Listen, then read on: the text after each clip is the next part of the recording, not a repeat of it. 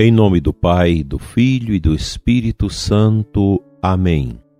Acolhei, Senhor, as preces desta manhã e por vossa bondade iluminai as profundezas de nosso coração, para que não se prendam por desejos tenebrosos os que foram renovados pela luz de vossa graça. Por nosso Senhor Jesus Cristo, vosso Filho, na unidade do Espírito Santo. Amém. Graças e louvores se deem a todo momento ao Santíssimo e Diviníssimo Sacramento. Amado ouvinte deste programa, você, residente na nossa Diocese de Formosa, você ouvinte de outras localidades aqui do Brasil e do mundo, muito obrigado por estarmos juntos nesta manhã de quinta-feira, dentro desta última semana do tempo comum, nos preparando para domingo próximo iniciarmos o tempo do Advento, o tempo de preparação ao Natal de Jesus. Hoje quero falar para você da importância da Eucaristia como fonte restauradora para as nossas vidas, para o cansaço que muitas vezes nos leva a sucumbir em tristeza, em depressão, em falta de sentido para a vida. Na verdade, os tempos que nós vivemos, eles são tempos doentios, patológicos. E esse tempo, ele termina por adoecer também as pessoas. E nós estamos vivendo uma sociedade profundamente doente, patologicamente destruída por tantas misérias causadas por essas avalanches da revolução cultural marxista contra a Igreja, contra os valores elevados pela Igreja, pelo cristianismo no nosso Ocidente. Há todo um contexto também de êxodo rural que aconteceu nos últimos tempos na nossa pátria, e muitas pessoas que tiveram que deixar o mundo rural para viver nas grandes cidades, elas sofrem um baque interior, às vezes inconsciente, no nível do simbólico, e as leva a uma tristeza, uma depressão em razão de perdas, pois a depressão ela está ligada as perdas, nós já falamos muito disso aqui. Algumas perdas a gente lembra, a gente recorda, traumas, momentos duros da vida, que não tem como você esquecer. Mas há uma depressão silenciosa, angustiosa na vida, inclusive de idosos, que a causa é o conflito interior, inconsciente, do mundo simbólico que a pessoa vivia, no mundo rural, lá no sítio, na fazenda, e agora vivendo numa cidade barulhenta, cheia de tormentos, de tantas confusões, de inseguranças, a pessoa acaba fenecendo por dentro. Ela termina por criar dentro de si uma angústia, uma tristeza, que não sabe de onde veio, mas veio da perda. Você perdeu. Você foi criado num ambiente tranquilo, de roça, no meio das plantas, dos animais, aquele ambiente que tem o cheiro da terra, o cheiro das árvores, o cheiro dos animais, e de repente a pessoa teve que sair deste ambiente para viver num ambiente diferente, que é o mundo urbano. As grandes cidades, ou mesmo pequenas cidades, onde a pessoa já não tem contato com aquela formatação que ela possuiu, que realizou na sua vida, na infância, na adolescência e na juventude, até mesmo no mundo adulto. De forma que a depressão, ela está muito presente na vida das pessoas.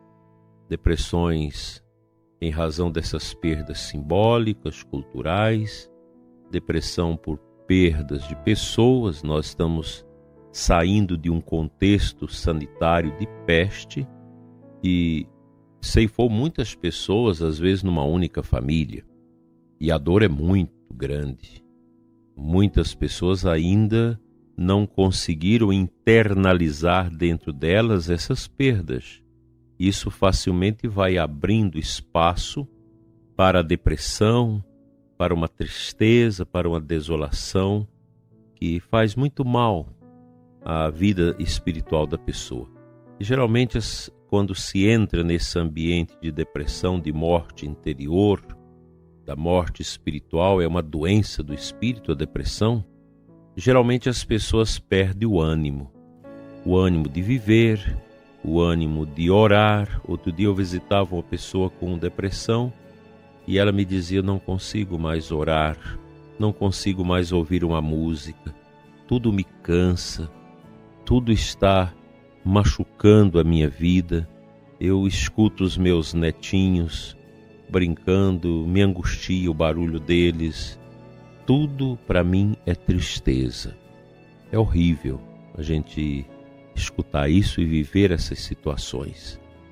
E o que a gente pede às famílias é para que tenha compreensão com as pessoas com depressão.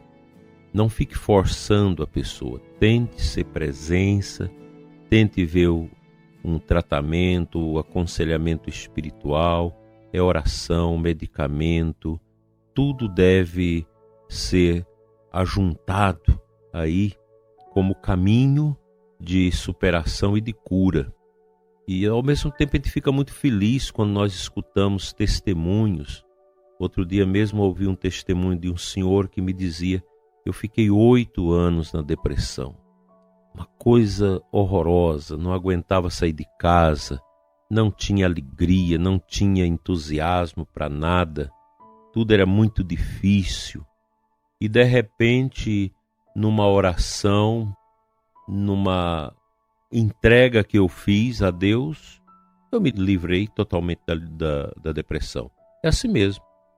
Muitas pessoas que estão deprimidas, estão doentes no espírito, às vezes uma confissão, uma oração, uma espécie de ressurreição de dentro de si mesmo, torna a pessoa livre desse destino tão triste que é a depressão.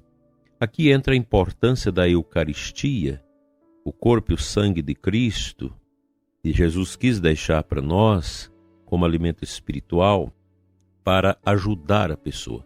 Outro dia um psiquiatra amigo me ligava e pedia: olha, veja na região onde está esse enfermo que eu estou atendendo, a possibilidade do padre atender a sua confissão e dar-lhe a comunhão, porque eu mesmo sendo médico entendo que a comunhão, a força eucarística pode reabilitar essa pessoa.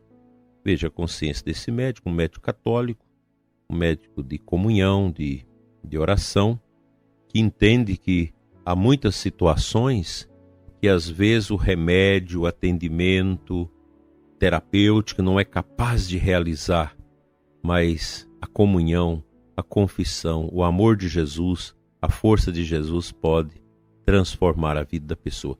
E é verdade, nós entendemos isso perfeitamente e temos muitos testemunhos de pessoas que realmente passaram anos em sofrimento deprimido, de depressão, sem saber como fazer, e de repente um ato de entrega da vontade da pessoa, de mergulho na luz, traz a pessoa de volta daquela escuridão tão triste.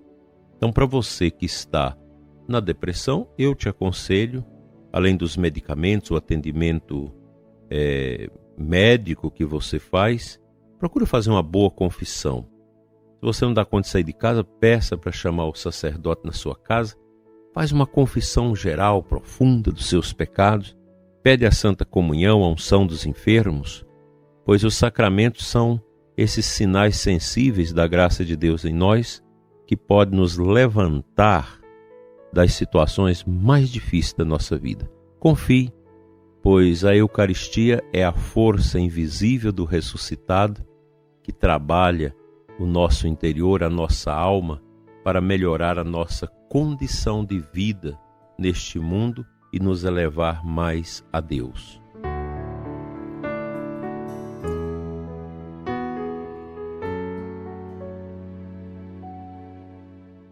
O Evangelho de hoje, Lucas 21, 20 e 28. Nós estamos nesses últimos dias do Advento e as leituras do Evangelho traz para nós os relatos de Jesus acerca do fim do mundo. São leituras, às vezes, que nos amedrontam, que coloca uma certa preocupação dentro de nós, mas elas devem ser vistas e rezadas com o espírito da esperança.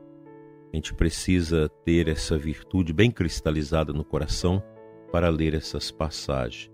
No final do Evangelho nós temos assim: então eles verão o Filho do Homem vindo numa nuvem com grande poder e glória.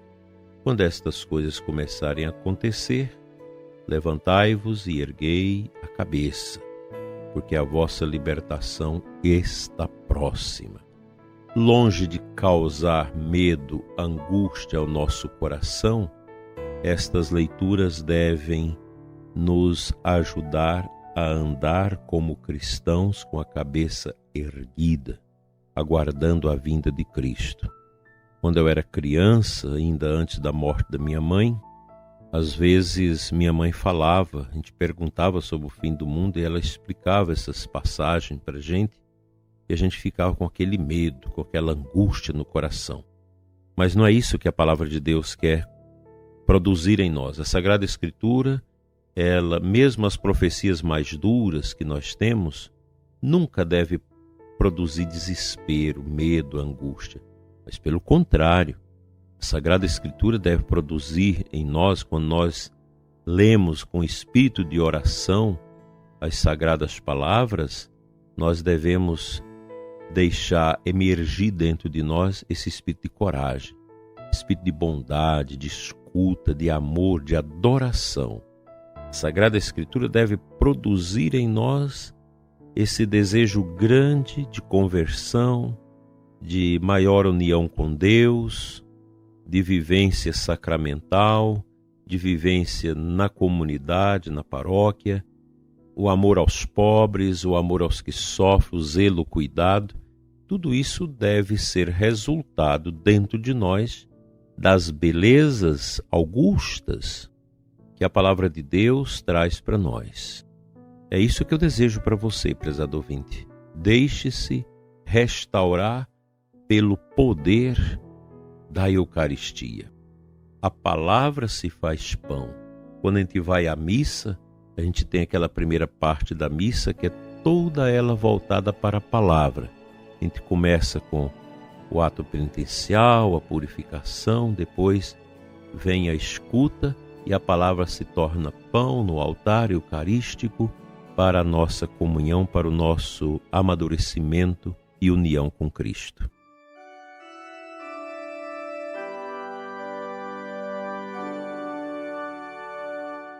Senhor nosso Deus, Pai das misericórdias, Senhor da vida, toca o coração do ouvinte que está sentindo por dentro grandes tribulações, grandes angústias, incompreensões, depressão.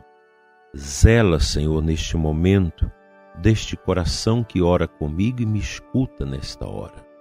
Receba essa graça de Deus na sua alma, em profundidade. Que a paz reine no seu coração, alivie os seus sofrimentos, suas fadigas e tristezas, e lhe dê a paz. Amém.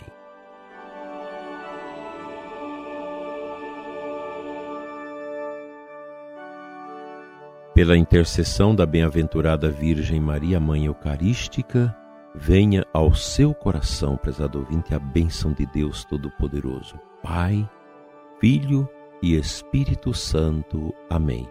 Até amanhã, se Deus assim nos permitir.